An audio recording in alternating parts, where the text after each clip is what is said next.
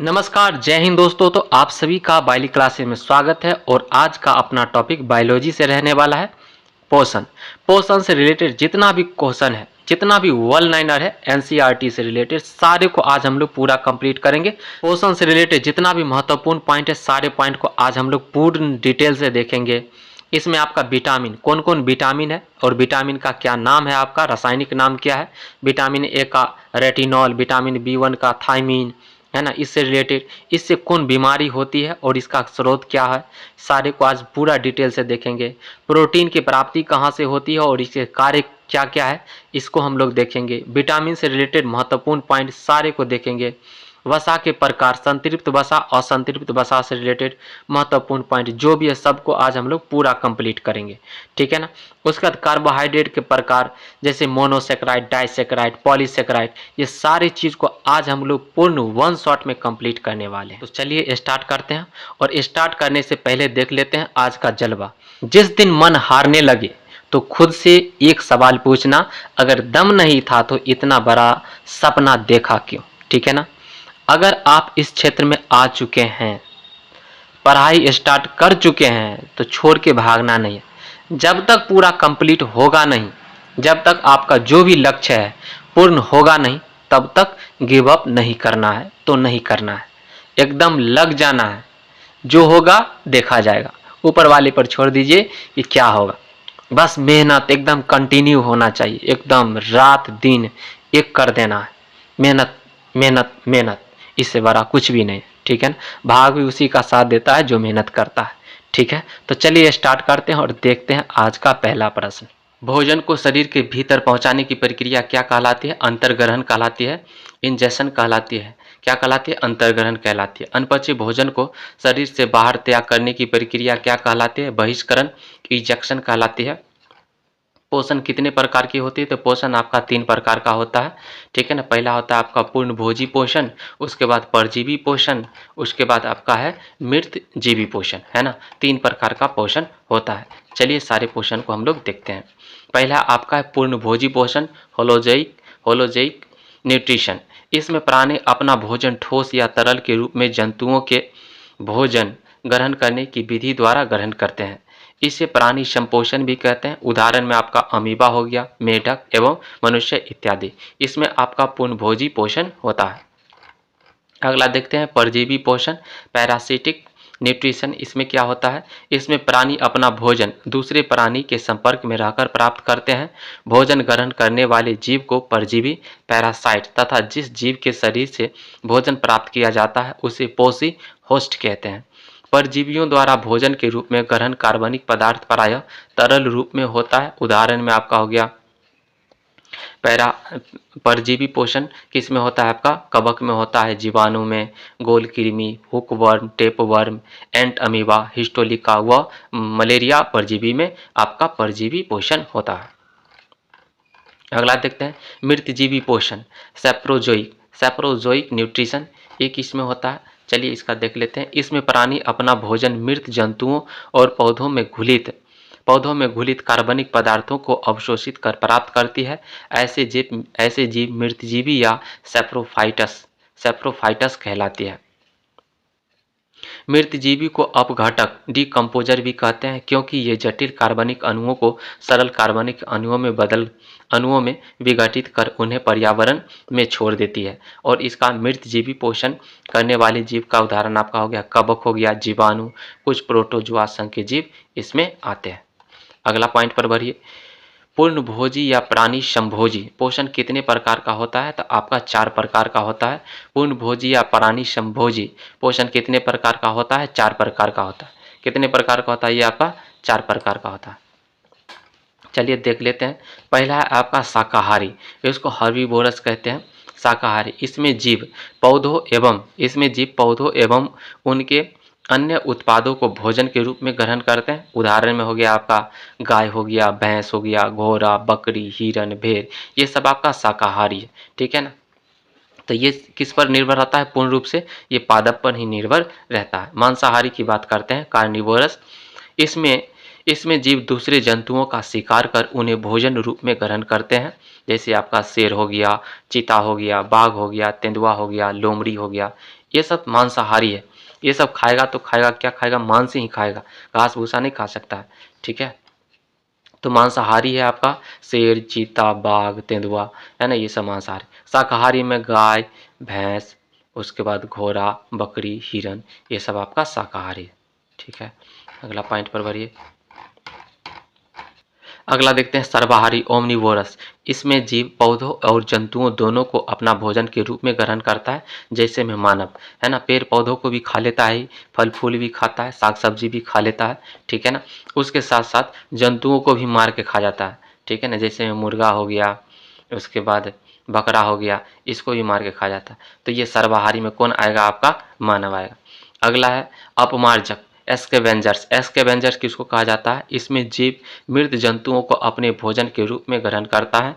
मृत जंतुओं को खाने वाले जीवों को अपमार्जक, है ना, अपमार्जक तथा खाने की प्रक्रिया अपमार्जन, एस्केवेंजिंग कहलाती है। उदाहरण में हो जाएगा आपका सियार हो जाएगा, लकड़बग्गा हो जाएगा, गीध होगा, चील, इसमें किस में आता है, आपका अपमार्जक में आता है। अपमार्जक बोल एस्केवेंजर में आता है। अगला देख लेते हैं कार्बोहाइड्रेट। कार्बोहाइड्रेट क्या होता है, कार्बोहाइड्रेट कार्बनिक यौगिक है। और कार्बोहाइड्रेट क्या है, आपका कार्बनिक यौगिक है। इसमें कार्बन, हाइड्रोजन एवं ऑक्सीजन होते हैं।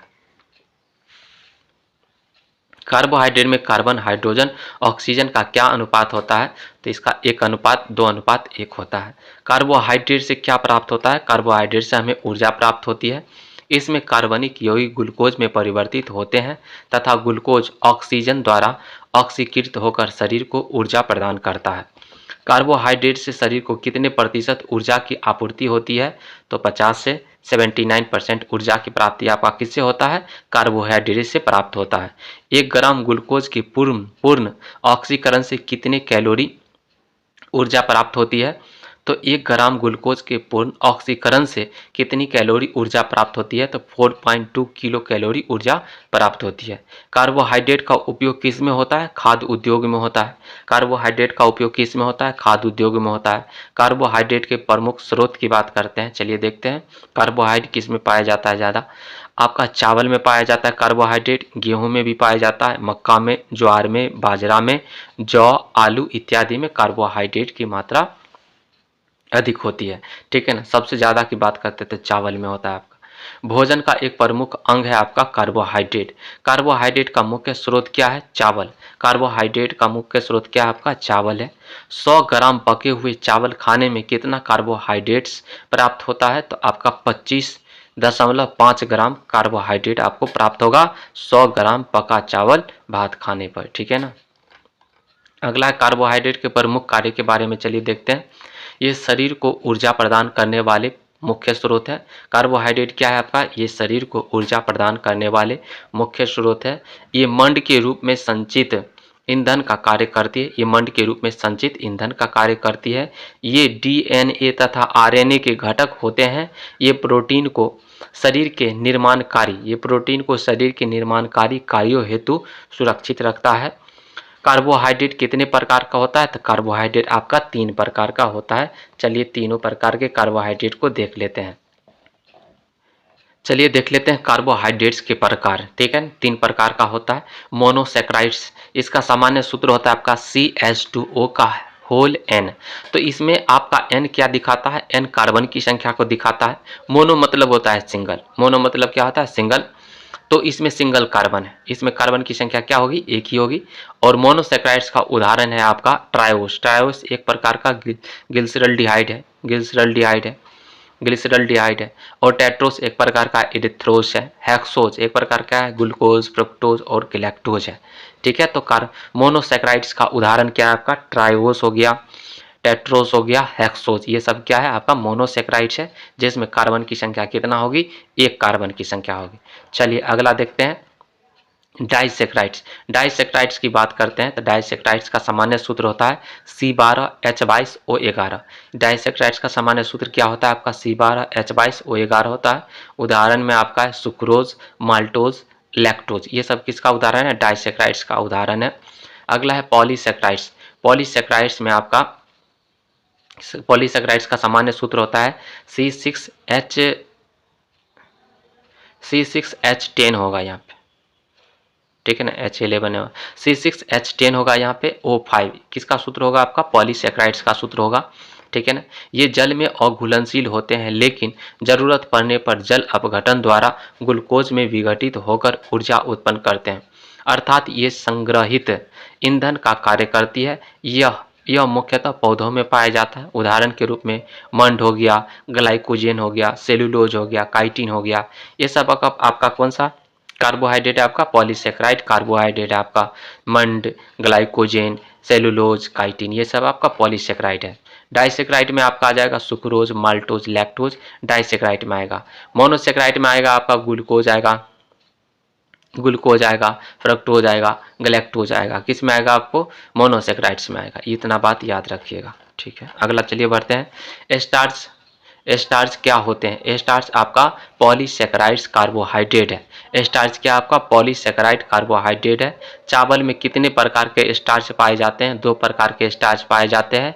एमाइलोज, पहला है आपका एमाइलोज, लंबे दाने वाले चावल में आपको एमाइलोज पाया जाता है। अब एमाइलोपेक्टिन की बात करते हैं तो मध्य व छोटे दानों वाले किस्मों में आपको एमाइलोपेक्टिन पाया जाता है, ठीक है ना। तो ये आपका एमाइलोज किसमें पाया जाता है, लंबे, इसमें कार्बोहाइड्रेट जो चावल होता है, चावल में सबसे ज़्यादा किसकी मात्रा होती है, कार्बोहाइड्रेट की मात्रा सबसे ज़्यादा होती है। अगला देखते हैं, बासमती चावल के दाने पकाने पर लंबे क्यों हो जाते हैं, क्योंकि चावल के लंबे दाने वाली किस्मों जैसे बासमती में एमाइलोज अधिक मात्रा में पाया जाता है। इसके वजह से क्या होता है, वो लंबा हो जाता है। स्टार्च व सेलुलोज से संबंधित मुख्य तथ्य के बारे में चलिए देखते हैं। दोनों का वनस्पतिक उद्भव है ना, दोनों आपका वनस्पति से प्राप्त होता है, पेड़ पादप से प्राप्त होता है। अगला, दोनों पॉलीमर्स हैं, दोनों के आपका पॉलीमर्स है, दोनों ग्लूकोज अणु से निर्मित होता है। स्टार्च आयोडीन के साथ नीला काला रंग देता है, जबकि सेलुलोज इस घोल में कोई रंग नहीं देता है, ठीक है। तो हम लोग स्टार्च टेस्ट में हम लोग किसका इस्तेमाल करते हैं, आयोडीन का इस्तेमाल किया जाता है, ठीक है ना। तो अगर स्टार्च, जैसे मान लीजिए कोई पत्ता है, उसको पहले हम लोग वेपोराइज कर लेंगे, है ना, उबाल लेंगे, उबालने के बाद आयोडीन में उसको डालेंगे। अगर उसका जो रंग है तो नीला काला रंग देगा ना, अगर काला हो जाएगा ना तो हम समझ जाएंगे उसमें किसकी मात्रा है, स्टार्च की मात्रा है। तो जबकि सेलुलोज इस घोल में कोई रंग नहीं देता है, ठीक है ना। लेकिन सेलुलोज को अगर उसमें डालेंगे तो वो कोई रंग नहीं देगा, है ना। अगर उसको आयोडीन में स्टार्च को डालते हैं तो वो काला नीला रंग देगा, लेकिन सेलुलोज को हम लोग आयोडीन में डालेंगे तो कोई रंग नहीं देगा, कोई चेंज नहीं, रंग में कोई परिवर्तन नहीं हो। अगला है, स्टार्च पौधों में संचित भोजन का महत्वपूर्ण कण, जबकि सेलुलोज पौधों में कोशिका भित्ति में पाया जाता है। स्टार्च पौधों में संचित भोजन का महत्वपूर्ण कण होता है, जबकि सेलुलोज पौधों की कोशिका भित्ति में पाया जाता है। जो पौधों का कोशिका भित्ति किसका होता है, वो सेलुलोज का बना होता है, सुरक्षा प्रदान करता है। चलिए अब प्रोटीन के बारे में देखते हैं। प्रोटीन शब्द का प्रयोग सर्वप्रथम किसने किया था, तो प्रोटीन शब्द का सर्वप्रथम प्रयोग जे बर्जिलियस ने किया था 1938 ईस्वी में। प्रोटीन क्या होता है, प्रोटीन जटिल नाइट्रोजन युक्त पदार्थ है जिसकी रचना लगभग 20 एमिनो अम्लों के भिन्न भिन्न संयोजित तत्वों से होता है। प्रोटीन में कौन से तत्व पाए जाते हैं, प्रोटीन में आपका कार्बन, हाइड्रोजन, ऑक्सीजन, नाइट्रोजन, ये प्रोटीन में पाए जाने वाले तत्व हैं। प्रोटीन में पाए जाने वाला तत्व कौन कौन है, आपका कार्बन है, हाइड्रोजन है, ऑक्सीजन है, नाइट्रोजन है। अगला पॉइंट पर बढ़िए, कौन से तत्व सभी प्रोटीनों में विद्यमान होते हैं, कार्बन हो गया, हाइड्रोजन हो गया, नाइट्रोजन व ऑक्सीजन सभी प्रोटीन में क्या होते हैं, विद्यमान होते हैं। प्रोटीन का मुख्य तत्व कौन सा है, प्रोटीन का मुख्य तत्व कौन सा है, कार्बन प्रोटीन का मुख्य तत्व होता है। मानव शरीर का कितना भाग प्रोटीन से बना होता है, लगभग 15% भाग किससे बना होता है, आपका प्रोटीन से बना होता है। चलिए अगला पॉइंट पर बढ़ते हैं हम लोग। प्रोटीन के प्रमुख कार्य के बारे में देखते हैं। ये कोशिकाओं की वृद्धि एवं मरम्मत का कार्य करती है। जटिल प्रोटीन मेटाबॉलिक प्रक्रियाओं में एंजाइम का कार्य करती है। कुछ प्रोटीन हार्मोन के संश्लेषण में भाग लेती है। हीमोग्लोबिन के रूप में यह शरीर में गैसीय संवहन का कार्य करती है। यह एंटीबॉडीज के रूप में शरीर की सुरक्षा करती है। एंटीबॉडीज के रूप में ये क्या करती है, शरीर की सुरक्षा प्रदान करती है। अगला देखते हैं, दूध प्रोटीन को पचाने वाले एंजाइम कौन सा है? जो दूध होता है उस दूध में जो प्रोटीन पाया जाता है उसको पचाने वाला एंजाइम कौन सा है? आपका रेनिन है। दूध को पचाने के लिए आवश्यक एंजाइम रेनिन और लैक्टेस रेनिन और लैक्टेस मानव शरीर में कितने वर्ष की आयु में लुप्त हो जाती है? तो 8 वर्ष की आयु में क्या हो जाती है? लुप्त हो जाती है। दूध में कौन सा प्रोटीन पाया जाता है? दूध में आपका केसिन, एल्ब्यूमिन व ग्लोबिन पाया जाता है। इसमें केसिन की मात्रा सर्वाधिक होती है। किस प्रोटीन की उपस्थिति में गाय का दूध सफ़ेद व पीला रंग का होता है? केसिन से आपका सफ़ेद रंग प्राप्त होता है और उसके बाद कैरोटीन से पीले रंग प्राप्त होता है। ठीक है ना? तो केसिन के कारण सफ़ेद दिखता है और कैरोटीन के कारण हल्का वो पीलापन दिखता है गाय का दूध। अगला है, दूध में हल्की मिठास किसके कारण होता है? लैक्टोज के कारण होता है। बोतल का दूध पीने वाले बच्चों की तुलना में माँ का दूध पीने वाले बच्चों में कौन से विशिष्ट लक्षण पाए जाते हैं? तो चलिए देखते हैं। इसमें एक विशेष प्रकार का प्रोटीन पाया जाता है जिसे GLA कहते हैं। ये माँ के दूध में क्या पाया जाता है? एक विशेष प्रकार का प्रोटीन पाया जाता है जो कि जिसका नाम क्या है? GLA, gamma carboxy glutamic. Gamma carboxy glutamic एक विशेष प्रकार का माता के दूध में ही ये प्रोटीन पाया जाता है, जबकि बोतल का दूध इस तत्व से रहित होता है। बोतल का दूध में आपका GLA नहीं पाया जाता, लेकिन माताओं के दूध में आपका जो होता है क्या पाया जाता है? GLA पाया जाता है। अगला देखते हैं, यह दीर्घकाय नहीं होता है। यह दीर्घकाय नहीं होता है। इसमें रोगों की प्रतिरोधक क्षमता अधिक होती है। माता के जो बच्चा माता का दूध पीता है ना, तो अपनी माँ का दूध पीता है तो उसमें रोगों से लड़ने की क्षमता क्या होती है? ज़्यादा होती है। इसमें प्रोटीन व विटामिन अधिक मिलते हैं। दूध में प्रोटीन और कार्बोहाइड्रेट के अतिरिक्त कौन से अन्य पोषणदायक तत्व पाए जाते हैं? तो जल, वसा, लैक्टोज, कैल्शियम व पोटेशियम के तत्व पाए जाते हैं। घी का पीला रंग किस प्रोटीन के कारण होता है? कैरोटीन के कारण होता है। घी का पीला रंग किस प्रोटीन के कारण होता है? कैरोटीन के कारण होता है। शुद्ध देसी घी में एक विशेष प्रकार की सुगंध किसके कारण होती है? तो डाई एसिटल के कारण होती है। प्रोटीन की कमी से कौन सा रोग होता है? प्रोटीन की कमी से आपका क्वाशियोरकर व मरासमस नामक रोग होती है। प्रोटीन की कमी से कौन सा रोग होती है? तो क्वाशियोरकर और मरासमस नामक क्या होती है? रोग होती है। ठीक है ना? अगला देखते हैं, तरुण तथा वृद्ध व्यक्तियों में किस में प्रोटीन की अधिक आवश्यकता होती है? तरुण बोले तो जो नवयुवक या फिर बच्चा हो गया। ठीक है ना? तो तरुण और तथा वृद्ध जो नवयुवक है ना, और जो वृद्ध व्यक्ति है, तो किसमें सबसे ज़्यादा प्रोटीन की आवश्यकता होगी? तो वृद्धों में तरुण की अपेक्षा अधिक प्रोटीन की आवश्यकता होती है। वृद्ध जो व्यक्ति होते हैं, बूढ़े लोग होते हैं, उनमें प्रोटीन की आवश्यकता ज़्यादा होती है। सामान्य क्रियाशील महिला के लिए दैहिक कार्य हेतु कितनी प्रोटीन की आवश्यकता होती है? 46 ग्राम। सामान्य क्रियाशील महिला के लिए दैहिक कार्य हेतु कितनी प्रोटीन की आवश्यकता होती है? 46 ग्राम प्रोटीन की आवश्यकता होती है। जबकि गर्भवती महिला हेतु 59 ग्राम व दूध पिलाने वाली महिला को 70 ग्राम प्रोटीन की आवश्यकता होती है। ठीक है? तो सामान्य क्रियाशील महिला के लिए दैहिक कार्य हेतु कितनी प्रोटीन की आवश्यकता होती है? 46 ग्राम। जबकि गर्भवती महिला हेतु 59 ग्राम व दूध पिलाने वाली महिला को 70 ग्राम प्रोटीन की आवश्यकता होती है। तो इस प्रकार से प्रोटीन की आवश्यकता के बारे में हम लोग देख लिए। चलिए अगला पॉइंट पर बढ़ते हैं हम लोग। किसी वयस्क कामगार के लिए जो व्यक्ति काम करता है ना, किसी वयस्क कामगार के लिए एक दिन के संतुलित आहार में कार्बोहाइड्रेट व प्रोटीन का उचित तौल क्या होता है? तो 600 ग्राम और 420, 600 ग्राम और या फिर 420 ग्राम हो सकता है। ठीक है ना? किसी वयस्क कामगार के लिए एक दिन के संतुलित आहार में कार्बोहाइड्रेट व प्रोटीन के उचित तौल कितना होना चाहिए? तो कार्बोहाइड्रेट आपका 600 ग्राम उसे मिलना चाहिए और आपको प्रोटीन कितना मिलना चाहिए? उसे 420 ग्राम प्रोटीन उचित मिलना चाहिए उसे, तब जाके वो सही से काम कर पाएगा। ठीक है ना?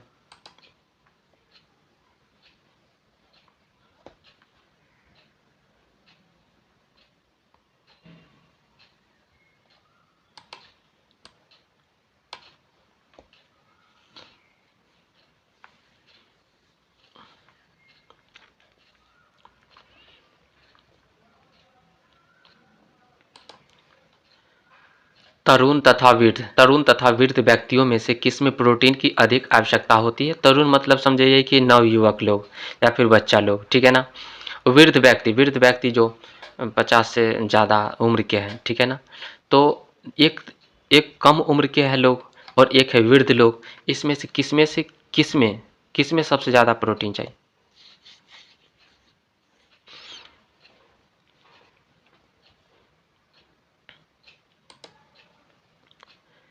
तरुण तथा वृद्ध व्यक्तियों, तरुण बोले तो जो नवयुवक है लोग हैं, और वृद्ध जो बूढ़े लोग हैं, ठीक है ना, जिनकी उम्र क्या है बहुत ज़्यादा है। तरुण तथा वृद्ध व्यक्तियों में से किसमें प्रोटीन की अधिक आवश्यकता होगी? तो वृद्ध जो व्यक्ति हैं ना, उनमें प्रोटीन की आवश्यकता ज़्यादा होगी। किसकी तुलना में? आपका तरुण की तुलना में, नवयुवक की तुलना में। वृद्धों में, दोनों में जरूरी है, लेकिन वृद्धों को प्रोटीन की मात्रा क्या मिलनी चाहिए? ज़्यादा मिलनी चाहिए, उपयोग ज़्यादा है उनको। तो वृद्धों में तरुण की अपेक्षा अधिक प्रोटीन की आवश्यकता होती है। सामान्य क्रियाशील महिला के लिए दैनिक कार्य हेतु कितनी प्रोटीन की आवश्यकता होती है? 46 ग्राम प्रोटीन की आवश्यकता होती है, जबकि गर्भवती महिला हेतु 59 ग्राम व दूध पिलाने वाली महिला को 70 ग्राम प्रोटीन की आवश्यकता होती है। तो जो माताएं दूध पिलाती है बच्चे को, तो उनको कितना प्रोटीन चाहिए? 70 ग्राम प्रोटीन की आवश्यकता होती है। और गर्भवती माताओं को कितना चाहिए? आपका 59 ग्राम की जरूरत होती है। और ऐसे जनरली जो महिलाएं हैं, तो उनको दैहिक कार्य हेतु कितनी प्रोटीन की आवश्यकता होती है? 46 ग्राम प्रोटीन की क्या होती है? आवश्यकता होती है। चलिए अगला पॉइंट पर बढ़ते हैं और देखते हैं। किसी वयस्क कामगार के लिए एक दिन के संतुलित आहार में कार्बोहाइड्रेट व प्रोटीन का उचित तौल कितना होना चाहिए? जो व्यक्ति काम करने वाले हैं, ठीक है ना, वयस्क व्यक्ति, तो उन्हें कार्बोहाइड्रेट की मात्रा आपका 600 ग्राम, लगभग 600 ग्राम, और प्रोटीन की मात्रा आपको 420 ग्राम मिलनी चाहिए। अगला है चावल, मूंगफली व सेब में से कौन प्रोटीन का सबसे अच्छा स्रोत है? तो मूंगफली सबसे अच्छा स्रोत है। चना, सोयाबीन, मटर व गेहूं में किसमें प्रोटीन की मात्रा प्रचुरतम मात्रा पाई जाती है? तो सोयाबीन में सबसे ज़्यादा प्रोटीन पाई जाती है। गेहूं की रोटी में कौन सी प्रोटीन पाई जाती है? ग्लूटीन नामक प्रोटीन किसमें पाई जाती है? गेहूं की रोटी में पाई जाती है। सख्त गेहूं में ग्लूटीन प्रोटीन की मात्रा अधिक होती है, जबकि मुलायम गेहूं में ग्लूटीन प्रोटीन की मात्रा न्यून होती है। भोजन से हमें प्रोटीन किस अम्ल के एकत्रीकरण से प्राप्त होता है? एमिनो अम्ल के एकत्रीकरण से प्राप्त होता है। प्रोटीन की प्रचुरता वाले खाद्य पदार्थों में उपस्थित एमिनो अम्ल टायरोसिन से संबंधित सही तथ्य के बारे में चलिए देखते हैं। यह ऊर्जा के स्तर को बढ़ाने में क्या करता है? सहायता करता है। यह एक गैर आवश्यक एमिनो अम्ल है जो शरीर में उपस्थित एक अन्य एमिनो अम्ल फेनिल एलेनिन से क्या करता है? बनता है। यह अनेक महत्वपूर्ण मस्तिष्क रसायनों न्यूरोट्रांसमीटर्स का निर्माण करता है। ये स्नायु कोशिकाओं का संप्रेषण करता है तथा भावनात्मक एवं पर्यावरणीय दबावों का सामना करने में क्या करता है? सहायक होता है। यह उदासी से लड़ सकता है। यह उदासी से क्या कर सकता है? लड़ सकता है। एमिनो अम्ल व गैर एमिनो अम्ल से निर्मित प्रोटीन से संबंधित सही तथ्य को चलिए देखते हैं। तो पहला है आपका ग्लाइसिन, ग्लाइसिन, सेरीन व टायरोसिन गैर एमिनो अम्ल है जो सामान्य शरीर में ही निर्मित होते हैं, न कि मानव आहार में। ये आपका क्या होता है? ये प्रोटीन आपका शरीर में ही क्या होता है? आपका निर्मित होता है, कोई आहार से ये प्राप्त नहीं होता है। कौन सा प्रोटीन? आपका ग्लाइसिन, सेरीन और टायरोसिन गैर एमिनो अम्ल है जो मानव शरीर में ही निर्मित होता है, न कि मानव आहार द्वारा। अनिवार्य एमिनो अम्ल मानव शरीर में संश्लेषित नहीं किए जा सकते हैं। इन्हें मानव आहार द्वारा क्या किया जाता है? ग्रहण किया जाता है। तो अनिवार्य एमिनो अम्ल मानव शरीर में संश्लेषित नहीं किया जा सकता है ना, इन्हें मानव आहार द्वारा ग्रहण किया जाता है। अगला पॉइंट पर बढ़िए। कौन मांसपेशीय प्रोटीन है? तो मायोसिन मांसपेशीय प्रोटीन होता है। मानव शरीर की धीमी वृद्धि मुख्यतः किसकी कमी के कारण होती है? प्रोटीन की कमी के कारण मानव शरीर की वृद्धि धीमी होती है। अल्फा क्रिएटिन नामक प्रोटीन किसमें पाया जाता है? जानवरों के बालों में आपका अल्फा क्रिएटिन नामक प्रोटीन पाया जाता है। कपास, केश, लूता, रेशम, स्पाइडर सिल्क व खुर में से किसमें प्रोटीन नहीं होता है? तो कपास में प्रोटीन नहीं होता है। शरीर में ऊतकों टिश्यू का निर्माण किसके द्वारा होता है? प्रोटीन के द्वारा होता है। शरीर में ऊतकों टिश्यू का निर्माण किसके द्वारा होता है? प्रोटीन के द्वारा होता है। कौन सा यौगिक मानव शरीर में संग्रहित नहीं रहता है? तो एमिनो अम्ल मानव शरीर में संग्रहित नहीं रहता है। कौन सा यौगिक मानव शरीर में संग्रहित नहीं रहता है? एमिनो अम्ल मानव शरीर में संग्रहित नहीं रहता है। तो चलिए देखते हैं, अगला पॉइंट की तरफ बढ़ते हैं। प्रमुख प्रोटीन, उनकी प्राप्ति एवं कार्य के बारे में चलिए पढ़ते हैं। प्रोटीन है इधर आपका, इधर प्राप्ति एवं कार्य, ठीक है। ग्लोबिन, ग्लोबिन की बात करते हैं, ये रुधिर में पाया जाने वाला प्रोटीन है। ग्लोबिन कहाँ पर पाया जाता है? आपका रुधिर में पाया जाने वाला प्रोटीन है। यह हीमोग्लोबिन के रूप में ऑक्सीजन का क्या करता है? संवहन करता है। अगला है साइटोक्रोम। साइटोक्रोम यह माइटोकॉन्ड्रिया में पाया जाता है। साइटोक्रोम कहाँ पर पाया जाता है? माइटोकॉन्ड्रिया में पाया जाता है। यह श्वसन क्रिया को पूर्ण करने में सहायक होता है। अगला प्रोटीन का क्या नाम है? एंटीबॉडीज। एंटीबॉडीज की बात करते हैं तो ये सुरक्षात्मक प्रोटीन है। शरीर का क्या करता है? सुरक्षात करता है। यह हानिकारक पदार्थों तथा आक्रमणकारी जीवाणुओं से शरीर की क्या करता है? रक्षा करती है। अगला है केराटिन। केराटिन ही क्या करता है बताइए? यह त्वचा, बाल, नाखून, सींग, खुर, जो गाय भैंस का होता है ना, पैर के नीचे खुर, खुर के निर्माण में क्या होता है? सहायक होता है। कौन सा प्रोटीन? आपका केराटिन। अगला है फाइब्रोइन। फाइब्रोइन, फाइब्रोइन की बात करते हैं तो ये रेशम व मकड़ियों के धागों का निर्माण करता है। कौन सा प्रोटीन? फाइब्रोइन। अगला है इलास्टिन। इलास्टिन एक प्रकार का तंतुमय प्रोटीन है जो लिगामेंट्स व रुधिर वाहिनियों के पीले ऊतक में पाई जाती है। कौन सा प्रोटीन पाई जाती है? इलास्टिन नामक प्रोटीन। इलास्टिन नामक प्रोटीन आपका तंतुमय प्रोटीन है, एक प्रकार का तंतुमय प्रोटीन है जो लिगामेंट्स व रुधिर वाहिनियों के पीले ऊतक में पाई जाती है। अगला है एक्टिन व मायोसिन। यह सभी कंकालीय पेशियों में संकुचनशीलता लाती है। जितना भी कंकालीय जो पेशी है उसमें क्या करता है? ये संकुचनशीलता सिकुड़ाने फैलाने का कार्य करती है, आपका एक्टिन व मायोसिन नामक प्रोटीन। अगला है ग्लाइडिन। ग्लाइडिन की बात करते हैं। ग्लाइडिन नामक प्रोटीन ये गेहूं एवं अन्य अनाजों में पाई जाती है। ग्लाइडिन नामक प्रोटीन। जीन की बात करते हैं, यह मक्का में पाई जाने वाली प्रोटीन है। ग्लोब्यूलिन, ग्लोब्यूलिन, ग्लोब्यूलिन की बात करते हैं तो ये आपका अंडे में पाई जाने वाला प्रोटीन है। केसिन दूध में पाए जाने वाला प्रोटीन है। ग्लूटेलिन्स, ग्लूटेलिन्स आपका अनाज में पाए जाने वाला प्रोटीन है। हिस्टोन, हिस्टोन आपका है, हिस्टोन प्रोटीन आनुवांशिक लक्षणों के विकास एवं वंशानुगति का नियंत्रण करता है ये। और प्रोलेमिन्स, प्रोलेमिन्स दालों में पाया जाता है। दाल में पाया जाने वाला प्रोटीन आपका कौन सा? आपका प्रोलेमिन्स। चलिए अब वसा के बारे में हम लोग पढ़ते हैं। वसा फैट। वसा फैट का निर्माण कैसे होता है? ग्लिसरॉल, ग्लिसरॉल तथा वसा अम्ल के संयोग से आपका फैट का निर्माण होता है। ग्लिसरॉल तथा वसा अम्ल को संयोग से फैट बोले तो वसा का निर्माण होता है। वसा में कौन सा यौगिक पाए जाते हैं? तो वसा में आपका कार्बन, हाइड्रोजन व ऑक्सीजन पाया जाता है। इसमें कार्बोहाइड्रेट की तुलना में ऑक्सीजन की मात्रा क्या होती है? कम होती है। सबसे ज़्यादा आपको ऊर्जा किसे प्राप्त होता है? वसा से सबसे ज़्यादा ऊर्जा प्राप्त होता है फैट से। वसा से क्या प्राप्त होता है? वसा से ऊर्जा प्राप्त होता है। वसा अणु किस में घुलनशील व अणु अघुलनशील होता है? तो वसा आपका किस में घुल जाएगा, किस में नहीं घुलेगा? तो कार्बनिक यौगिक में क्या होता है? ये घुलनशील होता है। वह जल में क्या होता है? अघुलनशील होता है। वसा किस ताप पर ठोस अवस्था में होता है? 20 डिग्री सेल्सियस पर क्या होता है? आपका ठोस अवस्था में होता है, ठीक है ना। लेकिन यदि वे इस तापमान पर द्रव अवस्था में हो तो उसे तेल कहते हैं। अगर 20 डिग्री सेल्सियस तापमान है, अगर वसा ठोस रूप में है, ठीक है ना, तो वसा तो ठोस रूप में रहेगा आपका। 20 डिग्री सेल्सियस में ठोस रूप में रहता है।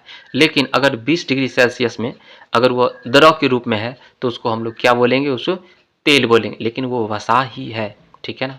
जो हम लोग मस्टर्ड ऑयल इस्तेमाल करते हैं घरों में खाना बनाने में, वो वसा ही है। और घी, घी भी एक वसा ही है, ठीक है ना, जो कि वो ठोस, अगर 15-20 डिग्री सेल्सियस की बात करते हैं तो उसमें वो ठोस अवस्था में रहता है। घी, डालडा, ये सब ठोस अवस्था में रहेगा। अगर उससे ज़्यादा टेम्परेचर देंगे, ठीक है ना, तो ये तो पिघल जाएगा। लेकिन आपका 20 डिग्री सेल्सियस पर आपका क्या लिक्विड अवस्था में, तरल अवस्था में तेल ही रहता है ना। वसा अम्ल क्या है? वसा अम्ल क्या है? कार्बन परमाणुओं की लंबी श्रृंखला द्वारा गठित कार्बनिक अम्ल है। कार्बनिक परमाणुओं में लंबी श्रृंखला द्वारा गठित कार्बनिक अम्ल है जिसके एक सिरे पर कार्बोक्सिलिक अम्ल होता है। वसा अम्ल क्या है बताइए? तो कार्बन परमाणु की लंबी श्रृंखला द्वारा गठित कार्बनिक अम्ल है जिसके एक सिरे पर कार्बोक्सिलिक अम्ल होता है। अगला चलिए देखते हैं वसा अम्ल कितने प्रकार के होते हैं। तो वसा अम्ल आपका दो प्रकार का होता है, एक होता है आपका संतृप्त वसा और दूसरा होता है आपका असंतृप्त वसा। चलिए देख लेते हैं संतृप्त वसा के बारे में पढ़ते हैं। वसा अम्ल के सभी बंधन एकल होते हैं, यहाँ पर सिंगल बॉन्ड से जुड़ा रहेगा। ये दो छोटे अणुओं फैटी एसिड व मोनोग्लिसराइड से बने होते हैं। उदाहरण में हो जाएगा जंतु वसा हो गया, नारियल तेल हो गया, तार का तेल हो गया, है ना। उसके बाद दूध हो गया, मक्खन हो गया, ये सब आपका क्या है? संतृप्त वसा है। असंतृप्त वसा की बात करते हैं। वसा अम्ल के सभी बंधन डबल होते हैं, ये डबल बॉन्ड बना के रहता है। ये कमरे के तापमान पर द्रव अवस्था में पाए जाते हैं तथा विटामिन में अघुलनशील होते हैं। विटामिन में क्या होता है? अघुलनशील होता है। उदाहरण में हो जाएगा वनस्पति तेल हो गया, मछली का तेल, ये सब क्या है? आपका असंतृप्त वसा है। वनस्पतिक वसा से संबंधित सही तथ्य के बारे में चलिए देखते हैं। सूरजमुखी का तेल एक अच्छी गुणवत्ता का खाद्य तेल होता है। इस तेल में असंतृप्त वसा अम्लों की अधिक मात्रा पाई जाती है। असंतृप्त वसा अम्ल मानव के लिए अच्छा पोषक तत्व होता है। अल्फा लिनोलेनिक अम्ल क्या है? ओमेगा 3 वसीय अम्ल है। रक्त नलिकाओं में वसा के जमाव को रोकने में कौन सा अम्ल सक्षम होता है? अल्फा लिनोलेनिक अम्ल क्या होता है? सक्षम होता है। कौन अल्फा लिनोलेनिक अम्ल का सर्वोत्तम स्रोत है? तो अलसी और तीसी हो जाएगा। और अल्फा लिनोलेनिक अम्ल में आपका 18 कार्बन युक्त ओमेगा 3 फैटी अम्ल होता है ना। अल्फा लिनोलेनिक अम्ल आपका 18 कार्बन युक्त ओमेगा 3 फैटी अम्ल होता है। अगला चलिए देखते हैं संतृप्त व असंतृप्त वसाओं से संबंधित सही तथ्य के बारे में देखते हैं। असंतृप्त वसा संतृप्त वसाओं की तुलना में अधिक अभिक्रियाशील होती है। असंतृप्त वसाओं की संरचना में कार्बन परमाणुओं के मध्य दोहरी बंध होता है, डबल बॉन्ड होता है। वसा का प्रमुख कार्य के बारे में चलिए देखते हैं। ठोस रूप में शरीर को ऊर्जा प्रदान करती है वसा। त्वचा के नीचे जमा होकर शरीर के ताप को नियंत्रित करती है। खाद्य पदार्थों को रुचिकर व स्वाद पैदा करती है। यह शरीर के विभिन्न अंगों को चोटों से रक्षा करती है। यह प्रोटीन के स्थान पर शरीर को ऊर्जा प्रदान करती है। प्रोटीन के स्थान पर शरीर को क्या करती है? ऊर्जा प्रदान करती है। अगला पॉइंट पर बढ़िए। विटामिन, वसा, कार्बोहाइड्रेट्स व प्रोटीन में किसमें प्रति यूनिट कैलोरी की मात्रा सर्वाधिक होती है? तो सबसे ज़्यादा आपका वसा में होती है, फैट में होती है। 1 ग्राम वसा के उपापचयी उदाहरण में कितने कैलोरी ऊर्जा की प्राप्ति होती है? 9.3 किलो कैलोरी ऊर्जा की प्राप्ति होती है। ये नहीं है, 9.3 किलो कैलोरी ऊर्जा क्या होती है? प्राप्ति होती है। मानव शरीर के त्वचा तल के नीचे विद्यमान वसा किसके विरुद्ध अवरोधक का काम करती है? तो शरीर की ऊष्मा क्षय के विरुद्ध अवरोधक का क्या करती है? काम करती है। अन्य पशुओं की मांस की तुलना में मछली का उपयोग स्वास्थ्यकर क्यों माना जाता है? मछली में बहु असंतृप्त वसा अम्ल पाया जाता है। ट्राइग्लिसराइड क्या है? बताइए। शरीर में पाया जाने वाला एक प्रकार का क्या है? वसा है। आहार उत्पादों के विक्रय में जुटी कंपनी यह विज्ञप्ति जारी करती है कि उसके उत्पादों में ट्रांस वसा नहीं है। उपभोक्ताओं के लिए इसका अभिप्राय क्या है? बताइए। तो कंपनी के आहार उत्पादक हाइड्रोजनीकृत तेलों से नहीं निर्मित किए गए हैं। कंपनी के आहार उत्पाद पशु उत्पन्न वसा या तेलों से नहीं निर्मित किए गए हैं। कंपनी के द्वारा प्रयुक्त तेल संभवतः उपभोक्ताओं की हृदय वाहिका स्वास्थ्य को क्षति नहीं पहुंचाएगा, बहुत पहुंचाता है। ठीक है। पशु उत्पन्न वसा या तेल तथा हाइड्रोजनीकृत तेल दोनों ही ट्रांस वसा होते हैं। वसा से संबंधित सही तथ्य के बारे में चलिए देखते हैं। मानव भोजन में वसा अम्लों का एक भाग होना चाहिए। सही बात है। सामान्य भोजन में 75 ग्राम वसा होनी चाहिए, ये बात भी सही है। वसा का संश्लेषण हमारे शरीर के माइटोकॉन्ड्रिया में होता है, ये बात भी सही है। वसा ग्लिसरॉल व वसीय अम्ल का एक एस्टर होता है। आवश्यक वसा अम्लों की अनुपस्थिति से न्यूनता रोग उत्पन्न होता है। आवश्यक वसा अम्लों की अनुपस्थिति से क्या होता है? न्यूनता रोग उत्पन्न होता है। अगला चलिए हम लोग विटामिन के बारे में देखते हैं। विटामिन शब्द का सर्वप्रथम प्रयोग किसने किया था? विटामिन शब्द का सर्वप्रथम प्रयोग सी फंक ने 1911 ईस्वी में किया था। विटामिन क्या होते हैं? जटिल कार्बनिक यौगिक होता है विटामिन, जो शरीर में उपापचयी अभिक्रियाओं उत्प्रेरकों की क्रियाओं का नियंत्रण करती है। किसे सहायक आहार कारक कहा जाता है? तो आपको विटामिन को कहा जाता है। किसे सहायक आहार कारक कहा जाता है? विटामिन को कहा जाता है। सहायक आहार कारक का विचार किसने दिया था? फ्रेडरिक गोलैंड हॉपकिंस ने दिया था। सहायक आहार कारक का विचार किसने दिया था? फ्रेडरिक गोलैंड हॉपकिंस ने दिया था। विलेयता के आधार पर विटामिन कितने प्रकार के होते हैं? 2 प्रकार के होते हैं। एक होता है जल में घुलनशील विटामिन, जो जल में घुलनशील विटामिन आपका बी होता है ना, बी, विटामिन बी और विटामिन सी। जल बोले तो वाटर, तो इसे याद रखिए WBC। डब्ल्यू मतलब वाटर, ठीक है ना, और बी मतलब विटामिन बी, सी मतलब विटामिन सी। तो WBC याद रख लीजिए एकदम शॉर्टकट। तो क्या आ जाएगा आपका? जल में घुलनशील विटामिन आपका BC होता है। अब बाद बाकी छोड़ के आपका किस में घुलनशील होगा? आपका वसा में घुलनशील होगा, है कि नहीं। वसा में घुलनशील विटामिन आपका विटामिन A, D, E व के आपका वसा में घुलनशील विटामिन है। रतौंधी रोग किस विटामिन की कमी से होता है? विटामिन ए की कमी से होता है। मानव शरीर में विटामिन ए कहाँ संचित रहता है? यकृत में संचित रहता है। उसका पत्ता गोभी, गाजर, फूल गोभी व पालक में से किस में विटामिन ए की मात्रा सर्वाधिक होती है? तो गाजर में विटामिन ए की मात्रा क्या होती है? सर्वाधिक होती है।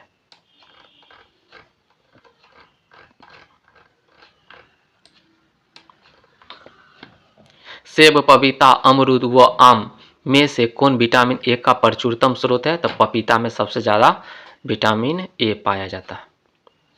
किस विटामिन समूह में नाइट्रोजन पाया जाता है? तो विटामिन बी समूह में क्या पाया जाता है? नाइट्रोजन पाया जाता है।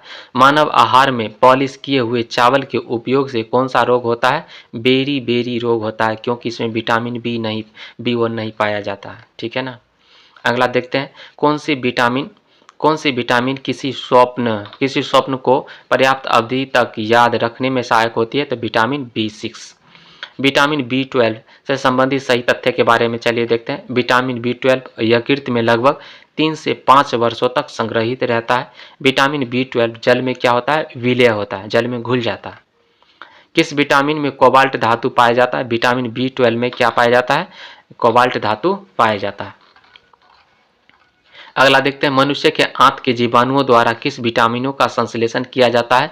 विटामिन B12 व विटामिन के का संश्लेषण किया जाता है आंत के जीवाणुओं द्वारा। मिर्च, उसके बाद कुम्हारी कुछ नहीं होता है। मिर्च हो गया, है पता है कुम्हारी क्या होता है? हमको नहीं पता है। मिर्च हो गया, मटर हो गया, वो मूली में से किस में सर्वाधिक विटामिन सी पाया जाता है? तो मिर्च में पाया जाता है, ठीक है। तो मिर्च में, मटर में, मूली में सर्वाधिक विटामिन किस में पाया जाता है? आपका मिर्च में पाया जाता है। सेब, आम, आंवला व दूध में से विटामिन सी का सबसे अच्छा स्रोत कौन है? आंवला सबसे अच्छा स्रोत है विटामिन का, आंवला। कच्चे एवं ताजे फल, दूध, घी, दालें में से कौन विटामिन सी का सबसे अच्छा स्रोत है? तो कच्चे व ताजे फल। अगला देखते हैं, कौन सी विटामिन खट्टे फलों में पाई जाती है तथा चर्म को स्वस्थ रखने में जरूरी होती है? तो विटामिन सी। आलू, गन्ना, संतरा व चुकंदर में से किस में विटामिन सी सर्वाधिक मात्रा में पाई जाती है? संतरा में पाई जाती है। घाव भरने में कौन विटामिन सहायक होता है? विटामिन सी सहायक होता है। किस तत्व के अवशोषण में विटामिन सी मदद करता है? लौह तत्व के अवशोषण में क्या करता है? विटामिन सी मदद करता है। विटामिन ए, डी, ई व सी में से कौन से भंडारित नहीं होता है? तो विटामिन सी भंडारित नहीं होता, क्योंकि यह जल में विलय होता है और शीघ्र ही हमारे मूत्र द्वारा उत्सर्जित हो जाता है, शरीर से बाहर निकल जाता है। विटामिन डी का प्रमुख स्रोत क्या है? सूर्य की किरणें विटामिन डी का क्या है? आपका प्रमुख स्रोत है। कौन सा विटामिन सूर्य के प्रकाश की उपस्थिति में त्वचा में बनता है? आपका विटामिन डी बनता है। सूर्य की किरणें अल्ट्रावायलेट रे त्वचा में उपस्थित इर्गेस्टिरॉल को किस विटामिन में परिवर्तित करता है? विटामिन डी में परिवर्तित करता है, ठीक है ना, ये याद रखिएगा। सूर्य की किरणें अल्ट्रावायलेट रे त्वचा में उपस्थित इर्गेस्टिरॉल को किस विटामिन में परिवर्तित कर देता है? तो विटामिन डी में परिवर्तित कर देता है। किस विटामिन को हार्मोन्स भी कहा जाता है? विटामिन डी को हार्मोन्स भी कहा जाता है।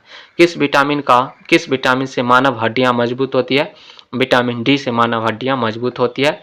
विटामिन डी की अल्पता, अगर इसकी कमी हो जाए, विटामिन डी के अल्पता से कौन सा रोग होता है? रिकेट्स व ऑस्टियोपोरोसिस। ऑस्टियोपोरोसिस रोग किसकी कमी से होता है? विटामिन डी की कमी से होता है। कोलेकैल्सिफेरॉल व ऑर्गोकैल्सिफेरॉल किस विटामिन का रासायनिक नाम है? तो विटामिन डी3 और विटामिन डी2 का रासायनिक नाम है।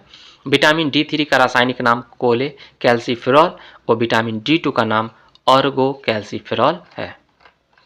अगला चलिए देखते हैं, विटामिन ई का महत्वपूर्ण स्रोत कौन सा है? अंकुरित गेहूं का तेल। अंकुरित गेहूं भी है और अंकुरित गेहूं का तेल। ठीक है,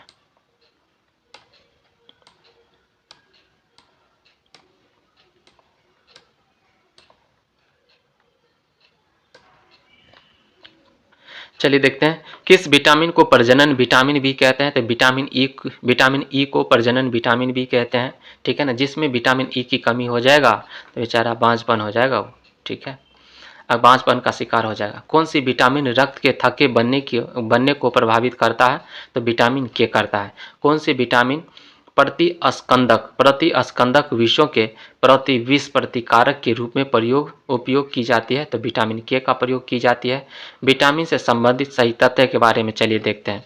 कुछ विटामिन आंतरिक सूक्ष्मजीवों द्वारा संश्लेषित किए जा सकते हैं, सही बात है। कुछ विटामिन हार्मोन्स की तरह काम करते हैं, विटामिन डी, है ना। कुछ विटामिन शरीर में जमा होते हैं। उसके बाद ये बात भी सही है, विटामिन के वसा में घुलनशील हो। विटामिन के वसा में घुलनशील है। विटामिन के वसा में घुलनशील, ठीक है। विटामिन बी सी छोड़ के सब किसमें घुलनशील होगा? आपका वसा में घुलनशील होगा। अगला पॉइंट पर बढ़िए, एक व्यक्ति को बेरी सूखा रोग व स्कर्वी रोग की बीमारी होगी, है ना, होगी, यदि वह नहीं लेता है, क्या नहीं लेता है? विटामिन B1 नहीं लेता है, डी व सी ये सब विटामिन नहीं लेता है ना, तो उसको बेरी जैसा रोग या फिर सूखा रोग स्कर्वी रोग हो जाएगा। बेरी रोग होगा आपका B1 की कमी से, सूखा रोग होगा आपका विटामिन डी की कमी से, स्कर्वी होगा विटामिन सी की कमी से। विटामिन से संबंधित सही तथ्य के बारे में चलिए देखते हैं। विटामिन ए का जो रासायनिक नाम क्या होता है? रेटिनॉल होता है। के अभाव के कारण त्वचा शुष्क अथवा सल्की हो जाती है। ठीक है, अगला है विटामिन B1 थायमिन इसका नाम है, रासायनिक नाम। के अभाव में हृदयाघात हो सकता है। दुग्ध में vitamin B1 B2 B3 B6 B12 आदि पाए जाते हैं, ये बात भी सही है। जोड़ों में पीड़ा होना स्कर्वी के लक्षणों में से एक है, ये बात भी आपका सही है। प्रमुख विटामिन स्रोत व उनकी कमी से होने वाले रोग के बारे में चलिए देखते हैं। इधर आपका विटामिन है, इधर कमी से उत्पन्न रोग है, इधर आपका क्या है? स्रोत है। विटामिन ए का रासायनिक नाम आपका रेटिनॉल है और इसकी कमी से आपका कौन सा बीमारी होता है? रतौंधी होता है, निक्टालोपिया बीमारी होता है, जीरोप्लेथेमिया होता है, संक्रमण जीरोप्लेथेमिया संक्रमण, त्वचा की कोशिका में परिवर्तन हो जाता है, कॉर्निया में श्वेत फुल्ली पड़ जाता है, व्हाइट हो जाता है, उजला हो जाता है कॉर्निया। इस प्रकार की बीमारी किसकी कमी से होता है? विटामिन ए की कमी से होता है। और ये विटामिन ए किससे प्राप्त होगा? हरी पत्तेदार सब्जी से प्राप्त होगा, गाजर से प्राप्त होगा, मछली खाइए, मछली से प्राप्त होगा, मछली का तेल से, अंडे की जर्दी से, दूध व पनीर से प्राप्त होता है विटामिन ए। अगला है विटामिन B1 का रासायनिक नाम क्या है आपका? थायमिन। विटामिन B1 का रासायनिक नाम क्या है? थायमिन। और इसकी कमी से कौन सा बीमारी होता है? बेरी रोग होता है। और ये विटामिन B1 किससे प्राप्त होगा? अनाज से, फलियां से, खमीर से, दूध से, सोयाबीन से आपको विटामिन B1 प्राप्त होगा। विटामिन B2 का रासायनिक नाम राइबोफ्लेविन है। विटामिन B2 का रासायनिक नाम राइबोफ्लेविन है और इसकी कमी से कौन सा रोग होगा? शरीर भार में कमी है, शरीर के वेट में क्या हो जाएगा? कमी होगा। ओठ, जीवा व त्वचा में रूखापन, एकदम सूखा रहेगा। उसके बाद ये विटामिन B2 किससे प्राप्त होगा? दूध, मटर, सेम, ईस्ट, मांस, अंडा, इसे विटामिन B2 प्राप्त होता है। अगला चलिए देखते हैं विटामिन B3। इसको नियासिन या निकोटीनिक अम्ल कहते हैं। इसका रासायनिक नाम क्या है? विटामिन B3 का रासायनिक नाम नियासिन या निकोटीनिक अम्ल है। और इससे कौन सा रोग होता है? पेलाग्रा रोग होता है, चर्मगाह, इसको चर्मग्राह बोलते हैं, पेलाग्रा रोग होता है। इसे ये विटामिन B3 किससे प्राप्त होगा? अंकुरित गेहूं, आलू, अनाज की बाहरी परत, अनाज की बाहरी परत, बादाम, टमाटर से आपको विटामिन B3 प्राप्त होगा। अगला चलिए देखते हैं विटामिन B5। इसका रासायनिक नाम पैंटोथेनिक अम्ल है और इसकी कमी से आपका चर्म रोग, वृद्धि का अवरुद्ध होना, है ना, हाइट नहीं बढ़ेगा, विकास, वृद्धि का अवरुद्ध होना, बाल सफ़ेद होना, ये सब किसकी कमी से हो जाएगा? आपका विटामिन B5 की कमी से होगा। इसके लिए आपको कौन सा चीज़ खाना चाहिए? अंडे, दूध, मांस, मछली, ये सब खाना चाहिए।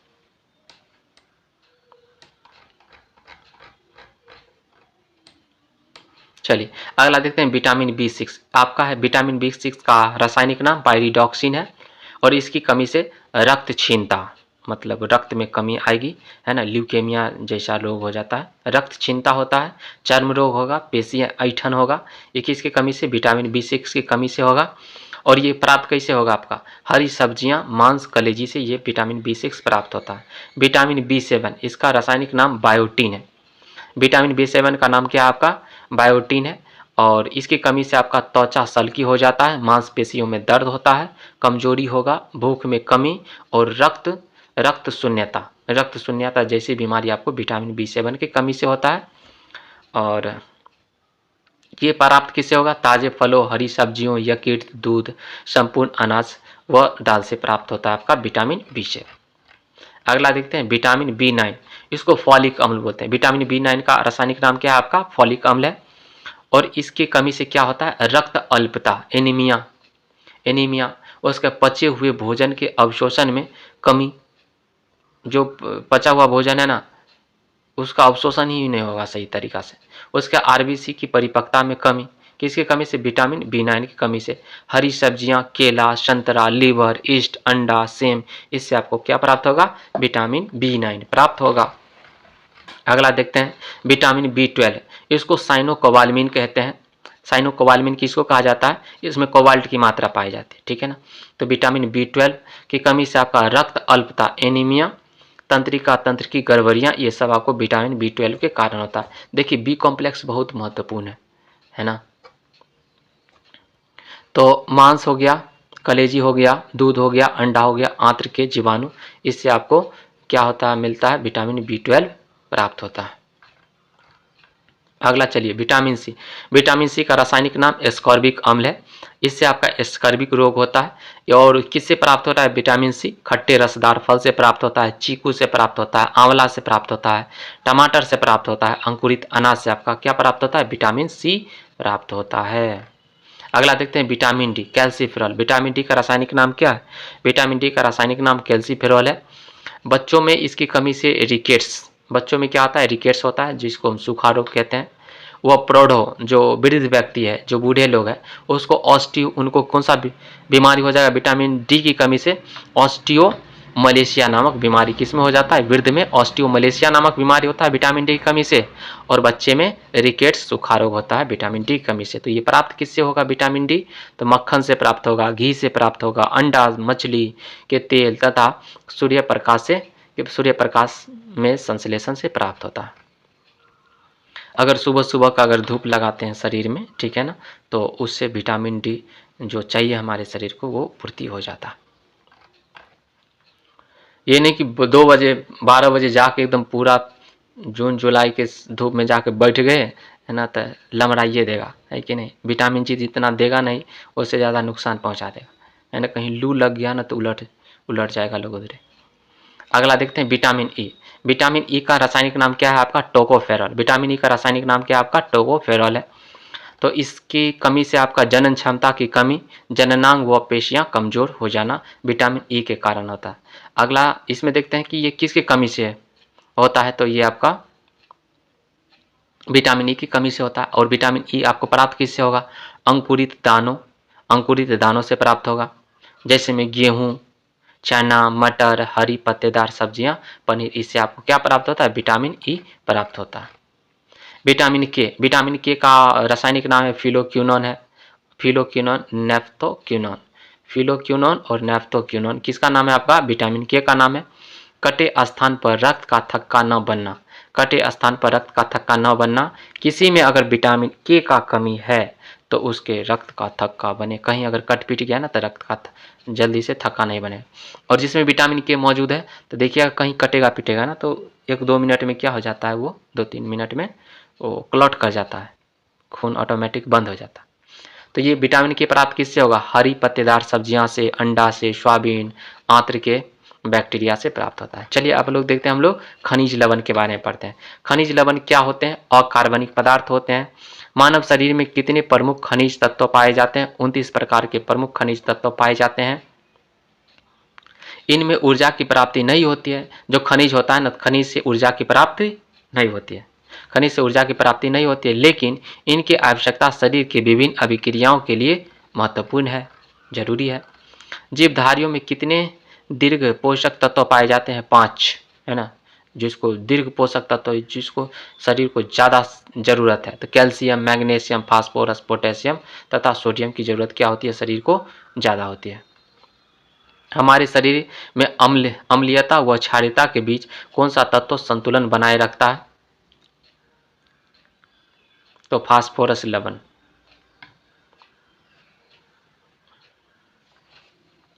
सेब का उपयोग हृदय रोगियों के लिए क्यों उपयोगी माना जाता है? क्योंकि इसमें इसके सेवन से कोलेस्ट्रॉल घटता है। इसके सेवन से क्या होता है? आपका कोलेस्ट्रॉल घटता है।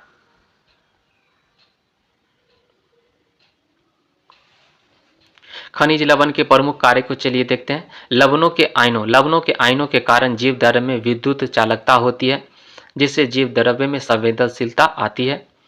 ये रासायनिक प्रतिक्रियाओं में आयन बंधकों का कार्य करती है। ये शरीर के ऊतक, रक्त, हड्डियों, दांतों तथा दांतों आदि की संरचना में भाग लेती है।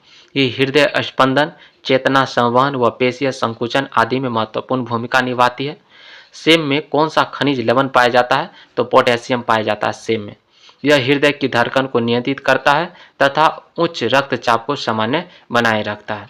कौन से खनिज लवण मानव शरीर में पेशियों के संकुचन के लिए उत्तरदायी होता है? कैल्शियम, लौह, सोडियम व पोटेशियम ये क्या होता है? उत्तरदायी होता है। पालक में सर्वाधिक मात्रा किसकी होती है? आयरन की सर्वाधिक मात्रा होती है। सेम, अंडा, दूध व हरी सब्जियों में से किस में लौह तत्वों की मात्रा सर्वाधिक होती है? तो हरी सब्जियों में क्या होती है? सर्वाधिक होती है।